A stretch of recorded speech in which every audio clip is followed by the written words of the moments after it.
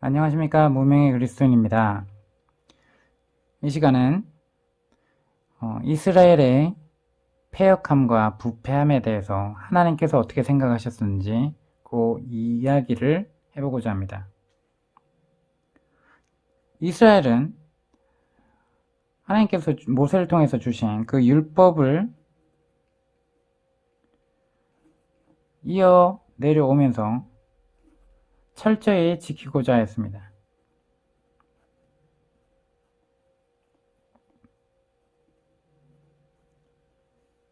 하지만 형식은 철저히 지키는데 마음은 딴 데 가 있다면 어떻게 될까요? 부모님이 자녀한테 어떤 걸 잘 지키라고 지켜 행하라고 합니다. 자녀가 답하길 네 라고 답을 해놓고 나중에 행동은 엉뚱하게 합니다.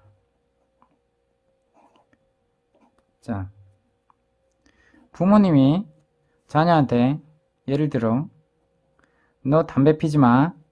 학교 가서도 담배 피면 안 돼. 그런 아이들과 어울리면 안 돼. 라고 했을 때 얘는 네 하고 대답은 잘했어요.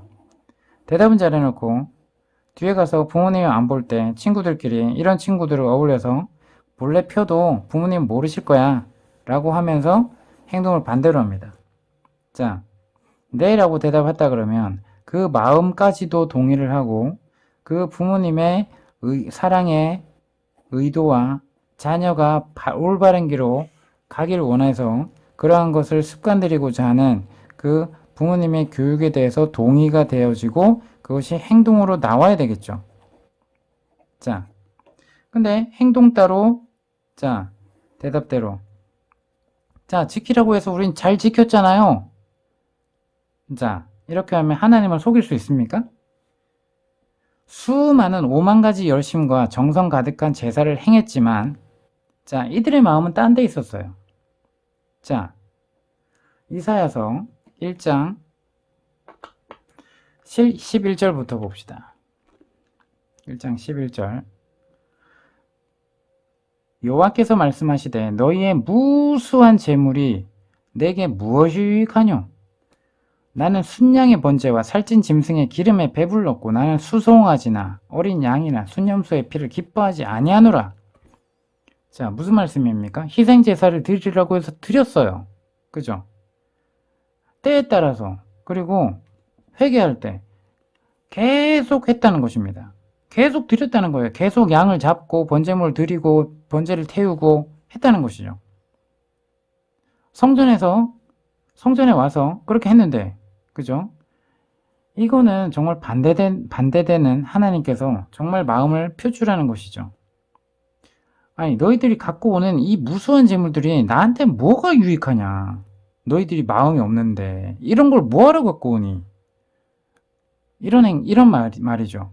너희가 내 앞에 보이러 오니 이것을 누가 너희에게 요구하였느냐? 하나님께서 주기로 했잖아요. 그죠? 그런데 마음이 없다는 표현이에요. 야, 그럴 거면 뭐하러 갖고 와? 이런 표현이죠. 내 마당만, 성전 마당만 밟을 뿐이니라. 성전에서 어디까지 마음이 가야 되죠?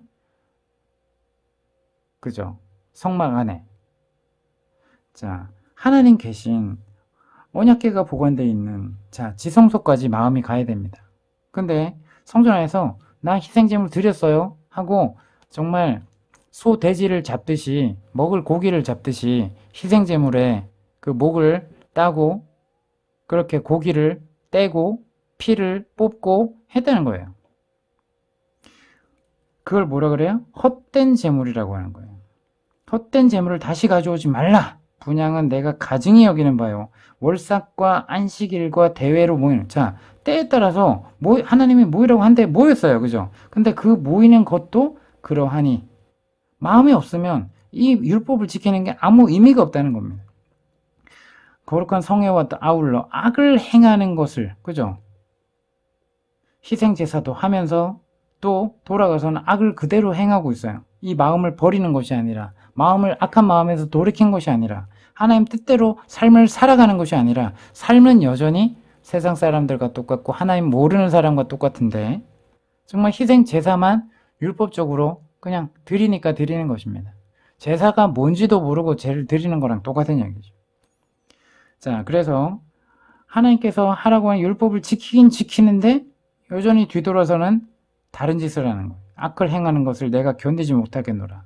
자, 백성들 사이에 서로 용서하지 아니하고 부정과 부패를 일삼고, 그죠? 가난한 자를 억울하게 판결하고, 이러한 모든 것들, 이러한 악을 행하는 것을 하나님께서 보시면서 못 견디겠다는 겁니다. 내 마음이 너희의 월삭과 정한 절기를 싫어하나니 그것이 내게 무거운 짐이라 내가 지기에 곤비하였느니라. 너희가 손을 펼 때에 내가 내 눈을 너희에게서 가리겠다고 해요. 손을 들고 하나님께 우리의 기도를 들으소서라고 하는데, 내 눈을 너희에게서 가린답니다. 너희가 많이, 자, 우리는 기도를 많이 하여야 들을 줄 알죠. 하지만 우리가 많이 기도한다고 듣는 것이 아닙니다. 너희가 많이 기도할지라도 내가 듣지 아니하리니 이미 하나님의 마음이 돌아섰어요. 이는 너희의 손에 피가 가득함이라 너희는 스스로 씻으며. 예배를 많이 드리는 행위가 중요한 것이 아닙니다. 예배 행위가 중요한 게 아니라 예배를 한 번이라도 제대로 드렸다면 그 마음대로 하나님을 인식하고 삶 속에서 하나님의 뜻인지 아닌지, 하나님이 기뻐하는 뜻이 무엇인지 분별하면서 삶의 자리에서 예배자답게 살아가는 것이 하나님이 기뻐하시는 것입니다. 그래서 너희는 스스로 씻으며 스스로 깨끗하게 하여 내 목전에서 너희 악한 행실을 버리며 행악을 그치고 선행을 배우며 정의를 구하며 학대받는 자를 도와주며 고아를 위하여 신원하며 과부를 위하여 변호하라 하셨느니라. 자, 말씀을 살펴봤듯이 외식하는 자가 되면 안 됩니다. 우리가 이름으로만 주여 주여 한다고 하나님께서는 속으시지 않습니다. 자, 이와 같이 눈에 보이는 성전이라는 건물이 무너진 지 벌써 2000년이 훌쩍 지났습니다. 예수님께서 십자가에 죽임을 당하시고 다시 살아나시고 부활 승천하심으로 더 이상 보이는 건물 성전 시대는 종말을 구했습니다. 왜냐? 앞서 영상에서 예배당과 교회를 제대로 분별하라, 본질적인 개념부터 바로잡고 가자 라는 영상에서도 많이 소개를 했지만 여기서는 추가적으로 그에 대한 설명을 안 하고 그 영상을 먼저 참고해 보시면 지금 영상이 쉽게 이해될 것입니다. 자, 다시 얘기하면 이제 보이는 성전 시대는 구약으로서 마감으로 할 일을 다 했기 때문이며 이제는 이 건물 성전이 예표했던, 한마디로 이거는 보이는 표적이고 이제 실제로 하나님께서 이 성전 건물을 통해서 그리고 성전 희생 제사 제도가 궁극적으로 나타내고자 하는 이 희생 제사의 그 율법과 그다음 보이는 성전, 성막의 역할을 다 했다는 것이 뭐냐면 궁극적으로 예수 그리스도를 나타내고 예수 그리스도가 나타내기까지만 필요했던 예표였던 것입니다. 야, 우리가 아파트 분양 하우스에 갑니다. 집을 계약하러 갑니다. 하지만 이게 모델하우스지 실제적으로 내가 들어갈 살 집은 아직 지어지지 않았습니다. 그것을 나타내기 위한 실제로 이런 건물이 지어질 것입니다. 실제 이 공간이 이렇게 꾸며질 것입니다.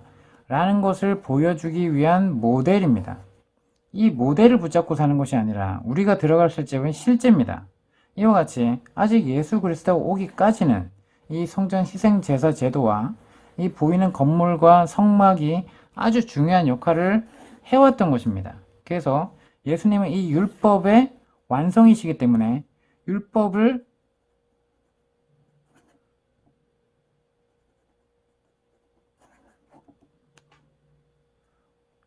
율법이 나타내는 바로 그이시기 때문입니다. 자, 이제는 그래서 자신이 참 성전이 되시고 예수 그리스도의 십자가 구속하심으로 완성이 된 것입니다. 이걸 모르고 아직도 보이는 건물 성전과 이 역할을 하기 위한 제사장들이 필요하다라고 한다 그러면 예수님께서 아직 이 땅에 오실 필요가 없기 때문이고, 하지만 아직 예수님이 오지 않았다는 고백과 똑같은 것입니다. 아직 이해가 안 가시나요? 모형과 그림자의 역할, 율법은 몽학 선생, 그리고 실제는 여자의 후손으로 오신 아브라함의 씨로, 그리고 이삭과, 자, 그 다음에 예수 그리스도. 자, 이렇게 실제가 나타나면 그 모형은 없어지는 것입니다. 만약 이 모델하우스를 이 실제가 왔음에도 불구하고, 실제 아파트가 지어졌음에도 불구하고 사람들이 모여서 우리가 모델하우스가 없었다면 이 실제 아파트가 지어질 리 만무하다, 이 모델하우스는 평생토록 기념해야 된다 라고 주장한다라고 하면 이 실제 아파트가 지어져서 들어가 사는 입주자들이 그 사람을 뭐라고 생각하겠습니까? 자, 오늘날과 같이 이 관계가 분명하게 히브리서에도 정확하게 나와 있는데, 이와 같이 주장을 한다면 이런 것들이 반드시 필요하고, 구약의 제사장 같이 오늘날의 목사가 필요하고, 정말 보이는 건물이 정말 반드시 교회에서 필수 조건이라고 하고 한다 그러면 이 건물을 우상 삼는 것입니다. 자, 우리가 예배할 공간이 있어서, 예배당이 있어서 주님의 지체된 교회 공동체가, 신앙인들이 함께 모여서 구별되게 예배할 공간이 있으면 가장 좋죠. 하지만 이것이 필수 조건이 아닙니다. 이것이 없다고 해서 교회가 아닙니다. 교회는 주님께 속한 지체들의 두세 사람이 주님의 이름으로 모인 그곳에 나도 함께 있으리라 하신 것처럼, 어느 시간과 공간과 장소가 없이 커피숍에서 모이든, 강의장에서 모이든, 강의실에서 모이든, 정말 그 공간, 바닷가에서도 좋고, 주님을 인식하고 주님을 찬양하며 주님을 나누기 위해서 모인 그 자리라면 하나님께서는 거기에 계시다는 것입니다.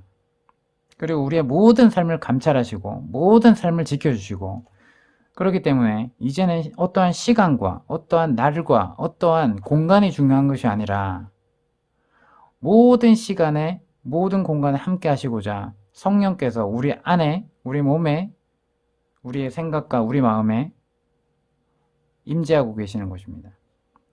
자, 그래서 보이는 성전 시대는 이제 2000년 전에 다 끝장이 났고, 사도행전에 오순절 날에 약속하신 성령이 오셨습니다. 그로 인해서 이 약속하신 예수님께서 성령이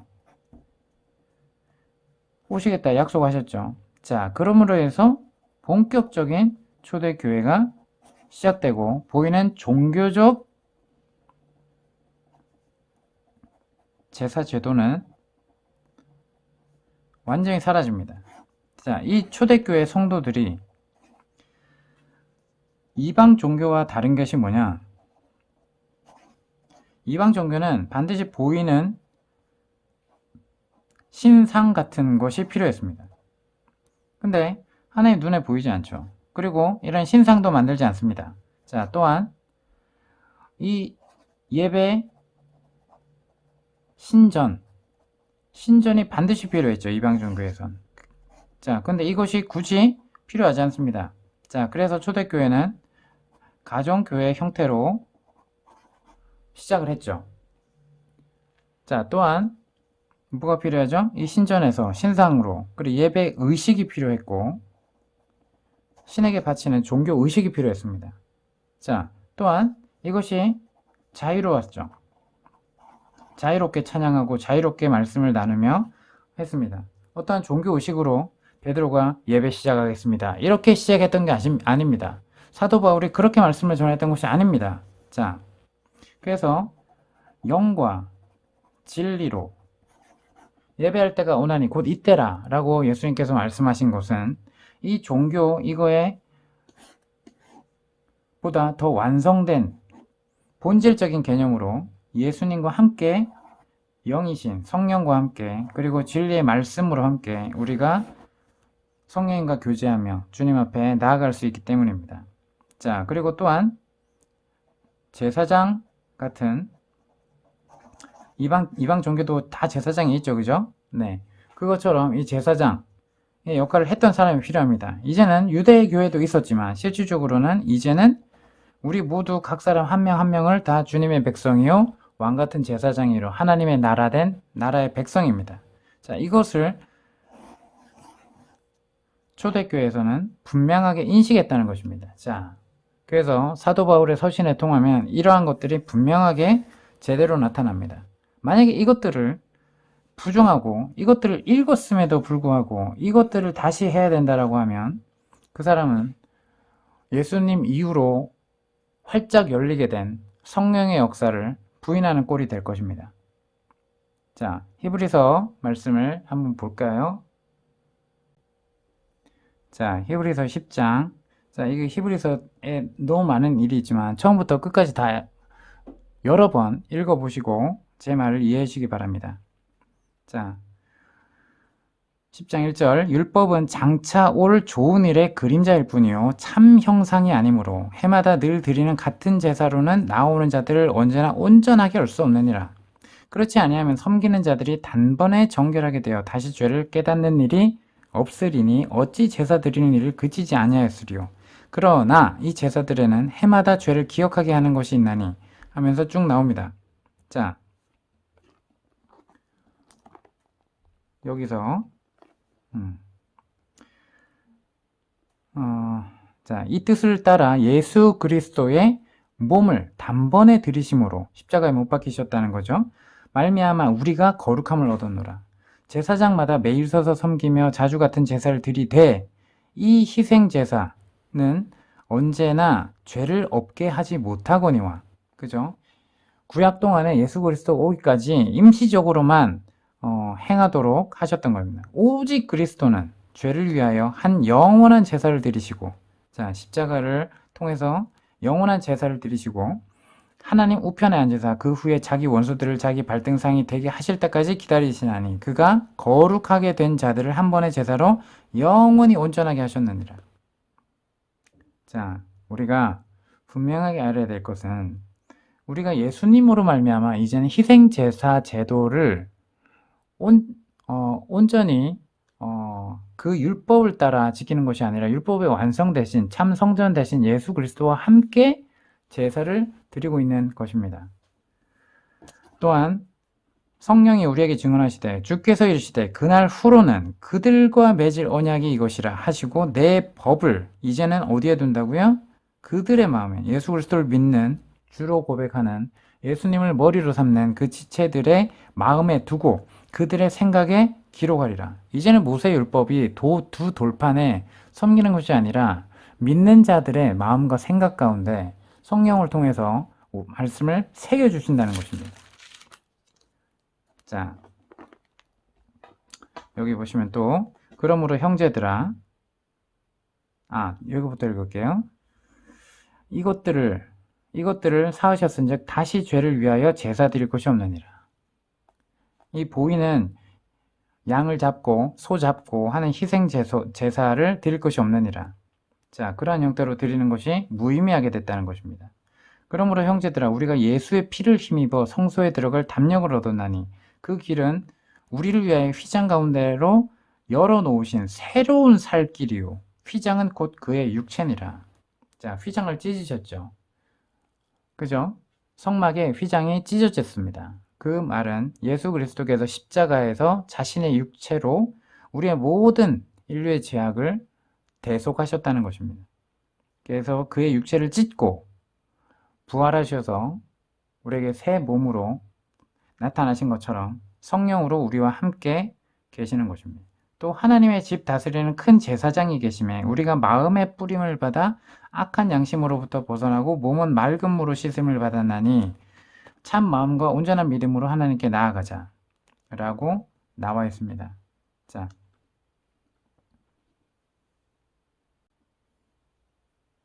베드로전서 2장 9절도 한번 보시겠습니다. 그러나 너희는 택하신 족속이요 왕같은 제사장들이요 거룩한 나라요 그의 소유가 된 백성이니 이는 너희를 어두운 데서 불러내어 그의 기이한 빛에 들어가게 하신 이의 이의 아름다운 덕을 선포하게 하려 하심이라. 너희가 전에는 백성이 아니더니 온전히 하나님의 백성이 아니었고 우리는 하나님 밖에 있는 외인이요 이방인이었습니다. 이제는 하나님의 백성이요 전에는 국류를 얻지 못하였더니 이제는 국류를 얻은 자리라. 분명히 나와 있습니다. 이것이 가장 우리의 신분이고 우리가 기억해야 됩니다.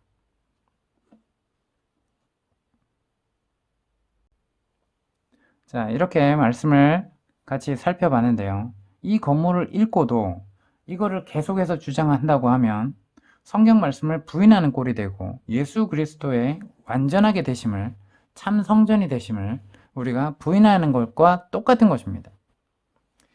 아직도 건물 교회와 목사가 참 교회인 것으로 착각하는 수많은 기독교인들에게 아직도 11조 반대와 폐기를 말하면 기겁을 하는 기독교인들과 목사들에게, 그리고 아직도 목사란 성경에 없는 것이다 라고 말하면 까무러칠 기독교인들과 목사들에게, 그리고 거듭난 적이 전혀 없는 종교 천재 칼빈이 만든 목사 제도를 추앙하며 전혀 상관없는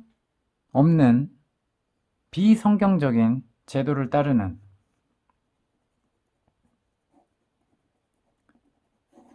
그러한 것이 참 교회라고 할 수 있겠습니까? 물론 로마 교황 이하 추기경, 주교니, 사제니, 신부니, 수녀니 하는 것도 전혀 성경과 상관없고 사람의 계명으로 만들어진 것이고 이것이 유래를 따라 올라가 보면 성경에서 온 것이 아니라 이방인의 우상 숭배에서 도입되어서 종교 형태로 기독교라는 이름으로 깊숙이 교회사 가운데 파고 들어와서 떡하니 왕자의 자리에 올라 있습니다. 자, 그래서 교회사를 분명하게 알고 그 유래를 찾아봐야 됩니다. 이것이 성경 초대교회로부터 나온 것인지 아니면 변질되어져서 종교로 탈바꿈되어서 사단이 뿌린 씨앗인지 우리가 분명하게 분별을 해야 할 줄 믿습니다. 칼빈은 교부시대의 신학자들에게 영향을 단단히 받은 철저한 로마 카톨릭 신자일 뿐입니다.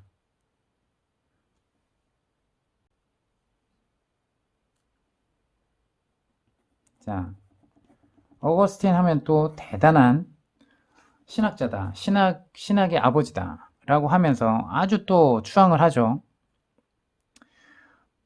카톨릭과 교황 체제를 굳건하게 만드는 기반을 제공한 바로 신학자가 바로 어거스틴입니다. 자, 아무리 좋은 신학을 정립을 하고 했다 하지만 결국에는 온갖 이방신의 우상 숭배가 종교 형태로 짬뽕이 되어 있는 게 카톨릭이고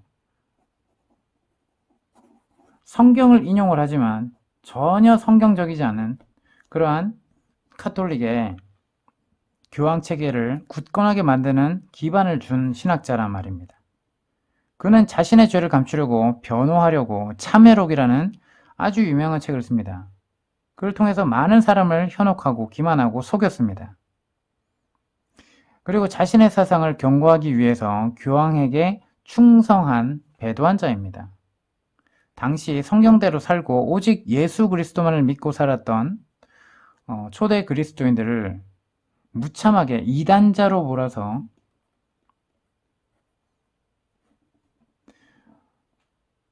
교황을 자극하고 극한 핍박과 박해를 하게 만든 장본인이란 말입니다. 근데 우리는 지금 이거를 어거스틴을 신학 이름으로 추앙을 하고 있고 신학자들을 아주 대단하게 여기죠. 어거스틴을 비판한다? 라고 하면 정말 완전히 또 저를 이단이라고 생각할 것입니다. 자, 분명히 얘기했지만 옳다는 옳다하고 아니오는 아니오를 해야 됩니다. 우리가 이 사람이 훌륭한 일을 했다고 해서 잘못된 일까지 다 덮어져 버린다면 그것이 얼마나 어처구니 없는 일인지 하나님도 그렇게 생각하지 않는다는 것입니다. 교황의 엉터리, 우리가 유아 세례를 하죠. 자, 이것의 유래가 어디서 왔을까요? 자, 이것도 다음 시간에 더 구체적으로 생각을 해보겠으며, 그 다음에 이것을 교리를 거부하는 그리스도인들. 그래서 이 유아 세례 자신의 의지로 회심을 하고 내가 그리스도만 따르겠노라, 내가 죄된 그러한 사탄의 속성에 따라 살아가는 것이 아니라 나를 살리신 예수 그리스도를 믿고 새로운 창조물로 변화되어서 우리가 성령 안에서 성령께 순종하며 하나님의 뜻을 따라 살겠노라 라고 자발적으로 고백한 자들에게만, 내 자아를 십자가 주님과 함께 못 박았다라고 고백하는 자들에게만, 성령의 열매를 나타내는 자들에게만 침례를 줘야 된다 라고 했던 사람들이 아나베프티스트, 다시 침례를 행했다는 것입니다. 그래서 재침례 주의자들을 이렇게 아나베프티스트라고 불렀습니다. 자, 이들을 어떻게 했죠? 종교재판으로 죽이는데 혁혁한 공을 세웠던 부패한 신학의 아버지가 어거스틴일 뿐입니다.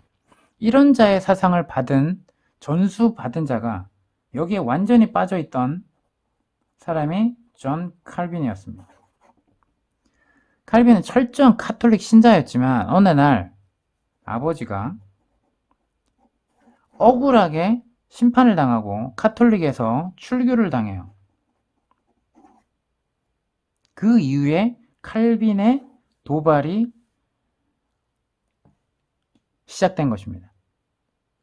너무나 뿌리 깊게 카톨릭 신자였던 칼빈은 사실상 카톨릭의 실체에 대해서 잘 알았던 사람입니다. 항상 적은 내부에 있죠. 당시 거대한 로마 카톨릭을 대항한다는 것은 계란으로 바위를 치는 것 같은 무모한 것입니다. 하지만 이것을 누가 해냈죠? 존 칼빈이 해냈어요. 왜냐고요? 카톨릭의 거짓과 실체를 너무 잘 알았기 때문인 거죠. 자, 또 한 사람이 있습니다. 루터입니다. 독일교회의 전신이자 루터파의 전신인 마틴 루터. 너무나 잘 알죠. 그 역시 철저한 카톨릭의 수사로서, 법학도로서, 그리고 교수로서 활동을 했던 루터입니다. 역시 사제였죠. 유일하게 당시 교황의 철권 통치하에서 살아남은 존재가 루터와 칼빈이었습니다. 교황주의를 반대하고 거절한 수많은 성경대로 믿고 사는 그리스도인들이 종교재판에 넘겨져서 죽임을 당했습니다. 아이러니하게도 종교개혁자의 양대 산맥이었던 루터와 존 칼빈에 의해서 동일하게 죽임을 당한 이들이 바로 당시 누구라고요? 아나베프티스트였던 것입니다. 자, 이것이 성경적입니까? 이것이 성경적이냐고요? 예수님께서 이것을 강하게 명시를 해놨나요? 제자들한테 베드로야, 너희는 앞으로 신앙인들이 이렇게 생겨나고 나를 믿는 자들이 이렇게 생길 텐데 이 유아 세례를 반드시 줘야 된다 라고 하셨나요? 자, 이것은 뭘 의미할까요? 루터와 칼빈이 종교개혁에 큰 혁혁한 공을 세운 건 맞아요. 그리고 이거에 대한 신학적인 발판을 세운 것도 맞아요. 하지만 카톨릭에 대해서 완전히 잘못된 부분을 완전히 개혁한 것이 아니라 일부는 그대로 가져옵니다. 자, 뿌리가 같기에 맺는 열매도 동일하게 열매 맺을 수밖에 없죠. 그러니까 어떻게 돼요? 이들을 온전히 하나님을 믿는 초대교회의 신앙을 계승해왔던 이들을 핍박하고 박해하고 종교재판으로 죽입니다. 예수님을 따르던 사도들의 열매와 로마 교황을 따르던 이 열매들을 한번 비교해 보시기 바랍니다. 이단에 대한 자세와 태도란 이 사실만 비교해 봐도 우리가 분명히 알 수 있지 않습니까? 그것은 이단에 대해서 어떻게 처단을 했는지, 어떻게 화형을 했는지, 어떻게 사형을 집행을 했는지, 어떻게 그 권위를 이용을 했는지에 대해서 분명한 역사를 살펴보면 그 열매를 알 수 있을 것입니다. 자, 사도들은 이단에 대해서 어떻게 가르쳤습니까? 자, 디도서 3장 10절에 이단에 속한 사람을 한두 번 훈계한 후에 멀리하라 라고 나오고 11절에 이러한 사람은 네가 아는 바와 같이 부패하여서 스스로 정죄한 자로서 죄를 짓느니라 라고 나와 있어요. 그리고 요한이서 1장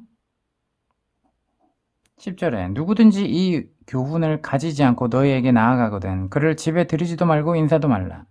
그리고 11절에 그에게 인사하는 자는 그 악한 일에 참여하는 자임이니라 라고 나와 있습니다. 그러나 루터와 칼빈과 종교 교황주의자들은 이단에 대해서 어떻게 했는지 분명히 알아야 됩니다.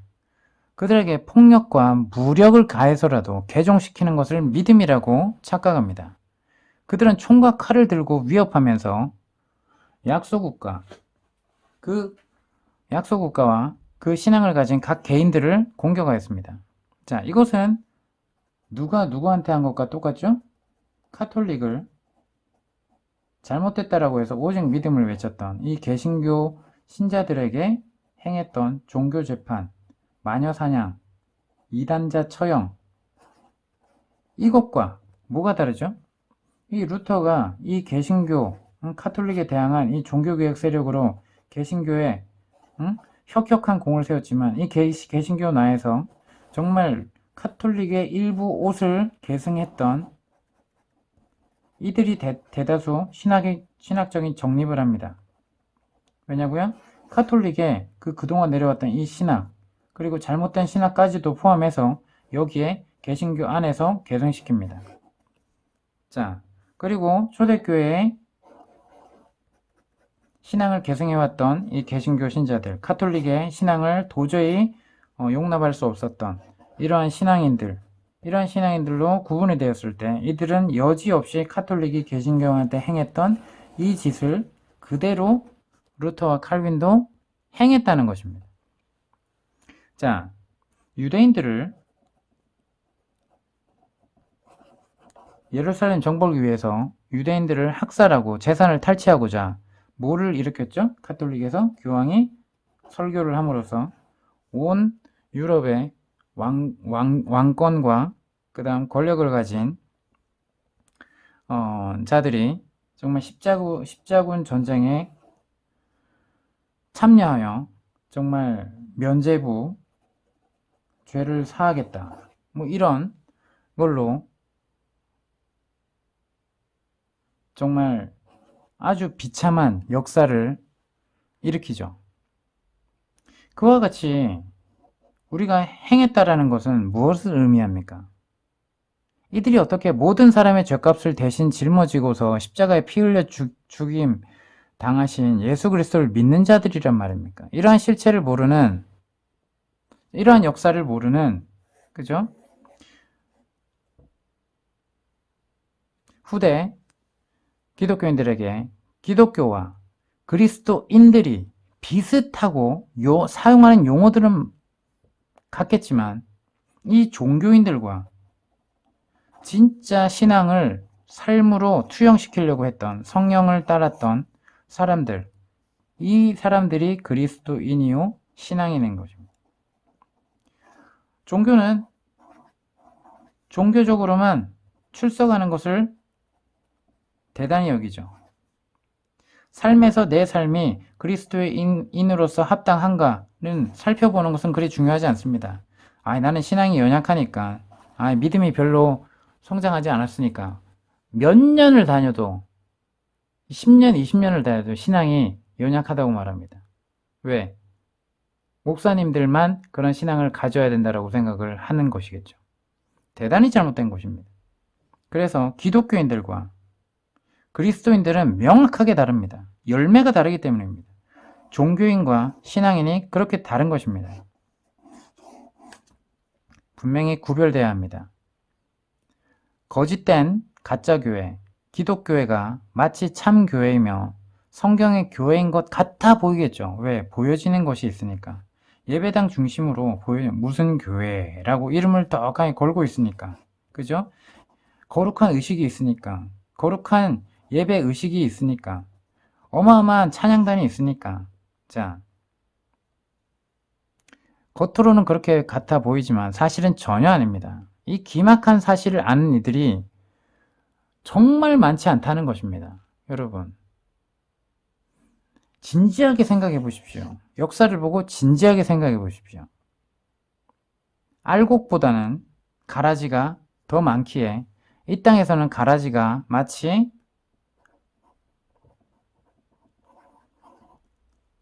알곡인 것 같은 착시 현상에 대부분 속은 것입니다. 자, 안티 크리스찬들이, 자, 기독교인이라고 하면 질색을 하고 기독교는 없어져야 된다 라고 하는 이 안티 기독교들이 기독교 내에 부정과 부패된, 세상 사람들도 감히 행하기가 입에 담기 부끄러운 행동들을 하나님의 이름으로 하나님을 믿는 자라고 하면서 이러한 죄악을 저지른다고 하면, 그죠? 세상에 하나님을 모르는 사람들조차도 양심이 살아있기에 이건 죄악이지 않느냐, 어떻게 이런 자들을 따르느냐, 어떻게 하나님을 믿는다고 하면서 이런 것들을 허용할 수 있느냐 라고 해서 지적을 하죠. 자, 주님께서는 이야기하십니다. 만일 이 사람들이 침묵하면 돌들이 소리 지르리라. 자, 이렇게 분명히 얘기하죠. 자, 우리가 우리 내에 하나님을 믿는 자라고 하면서 하나님의 말씀을 어겼다 하면은, 자, 우리 내부로 스스로 바로 잡아야 될 것을, 그죠? 우리 안에서 보호를 해줍니다. 웃긴 거 아닙니까? 자, 이러한 사람들이 권위의식을 가지고 위계질서라는 이름으로, 그리고 신학을 했다라는 이유만 한으로, 자, 성직자 취급을 하며 어떻게 되죠? 보호를 받고 있습니다. 자, 이들의 목소리가 더 영향력을 미칩니다. 자, 그럼 성도들은 그냥, 아무것도 모르는 성도들은 그냥 끌려가야죠. 그죠? 아유, 그건 하나님께서 하시는 거야. 성직자는 하나님이 다루시는 거야. 언제까지 그러시겠습니까? 돌들이 소리치지 않습니까? 돌들이. 그죠? 이것이 하나님의 음성이라는 것을 이들을 통해서 너희가 똑바로 봐라 라고 말씀하는 것 같지 않습니까? 자, 그래서 가라지가 마치 알곡인 것 같은 착시현상에 우리가 대부분 속고 있다는 것이고, 이들 역시 가라지 떼들에게 속은 것이죠, 역시. 그러므로 개독교 타도를 주장하면서 동시에 예수 그리스도와 성경을 부인하는 자들입니다. 이들도 잘못됐고 이들도 잘못됐죠. 심히 유감입니다. 자, 이 땅에 모조품, 유사품들이 판을 치기에 알곡들이 거의 잘 보이지 않는 것 같습니다. 사람들은 그처럼 아유 그렇게 이렇게 믿는 자들이 어떻게 해서 다 그런 거지, 이해해야지 뭐 우리가 어떻게 알 수 있겠어 라고 생각하는 사람들은 훨씬 많습니다. 왜? 보이는 것이 진실인 줄 알기 때문에 눈에 보이는 예배당 건물에만 치중이 돼 있고 거룩한 의식에만 치중이 돼 있고, 그죠? 정말 심령이 그러한 자들은 골방에서 하나님께 나아갈 것입니다. 하나님의 말씀에 자신과 싸울 것입니다. 자신을 죄를 벗어나기 위해서 성령께 간절히 간구할 것입니다. 기독교가 주류인 현 시대 속에서 어쩌면 당연한 현상일 수 있습니다. 기독교의 실제와 허상은 보이지만, 자, 그리스도인에 대해서 대부분 잘 모른다는 사실입니다. 기독교인들 역시 스스로가 그리스도인, 그리고 크리스찬이라고 착각하며 말하기 때문이죠. 그리스도인이 어떤 사람인가, 어떤 열매를 맺는 사람인가, 정확하게 기독교 교리에 동의하고 교회 예배당에 가서 정말 예배 행위에 주기적으로 참석하고 11조를 내고 교제하고 목사님과 상담하고 그리고 기도 행위를 하고, 자, 겉으로는 다 똑같아요. 하지만 성령의 열매가 없습니다. 용서하기를 더디하며 미움과 분노와 시기와 질투와 탐욕과 음란과 그대로 마음속에 두기를, 죄악과 피 흘리기까지 싸우지 않습니다. 마음속에 두기를 즐거워합니다. 가증스럽게 여겨야 되죠. 하나님이 기뻐하시는지 아닌지 그 뜻을 분별하게 되며 말씀에 자신을 비추어 보며 늘 하나님의 말씀을 자신의 삶에 비추어 보면서 무엇을 회개해야 되는지 깊은 자아를 싸우며 살아가는 자들입니다. 자, 이들이 그리스도인입니다. 자, 하지만 종교인들은 이것을 그대로 죄악을 마음속에 두기를 하면서 행위는 어떻게 돼요? 종교인입니다.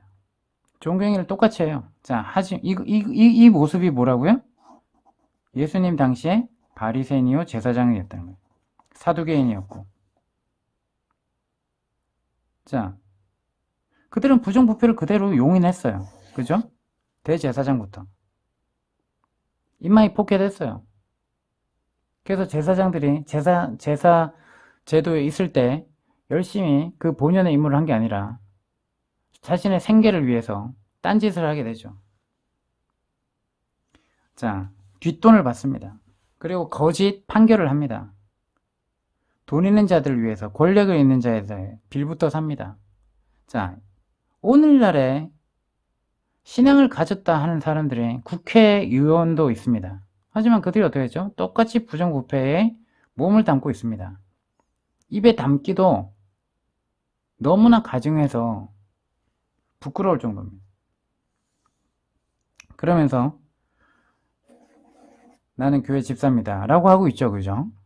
난 장로입니다 이렇게 하고 있어요. 이 기독교인들은 아직도 몸은 신약과 복음 시대에 살고 있지만 정신은 어디에 살고 있대요? 예수님이 마치 오지 않은 것처럼 예배당 중심으로, 성전이라는 건물교회 중심으로, 목사제도라는 제사장제 중심으로 구약시대에 살고 있는 것과 똑같습니다. 영적으로는 2000년 전에 살고 있다는 것입니다. 이게 영적으로 보면. 이들에게는 아직 예수님이 오지 않은 거예요. 그렇지 않습니까? 성전에 참 참된 성전 대신 예수 그리스도와 그가 성령으로 우리 각자에게 만나와서 이제는 목사, 사제, 중간자가 필요한 게 아니라 이제 성령으로 말씀을 눈을 열어주고 깨닫게 하시는 성령께 의지해서 살아가는 그러한 자들이 그리스도인인 것입니다. 이 사실을 아는 자들은 참으로 복 있는 자들이죠. 그리스도인들은 지금 복음과 신약 시대를 살면서 정신 또한 신약과 복음과 은혜의 시대를 참으로 누리며 예수 그리스도께서 말씀하신 대로 너희가 진리를 알지니 자유를 누리게 된다는 것처럼 우리가 참 자유를 누리면서 어떤 율법에 매이는 것이 아니라 율법의 완성 대신 예수 그리스도를 섬기며 살아가는 자들입니다. 이 그리스도인들에게는 형식과 보이는 성전과 11조나 각종 의식과 제도에서 자유합니다. 절대 이것이 방종이 되면 그리고 방탕이 아닌 것을 우리가 분명히 아는 자들입니다. 자, 이걸 안다고 해서 방종하거나 방탕하게 자신을 죄 가운데 두고 있다면 이 또한 착각에 빠진 것이고 이 또한 종교인에 불과할 것입니다. 자, 기독교인들에게는 여전히 이러한 삶을 살고 있는 그리스도인들의 자유가 이상하게만 비춰질 것입니다. 하지만 은혜의 자유를 누리며 살 것인지 아니면 이러한 부패된, 조직화된, 시스템화된 구약 체계에 빠져있는 거짓 교회에 몸을 담고 자신의 인생을 하나님 앞에 심판대 갈 때까지 그것을 참이라고 나는 잘 가고 있다며 사단의 거짓말에 속을 것인지 여러분은 진지하게 생각하고 선택해야 할 것입니다. 이상으로 말씀을 마치겠습니다. 시청 감사드리며 구독, 좋아요, 알림 설정은 사랑입니다. 감사합니다.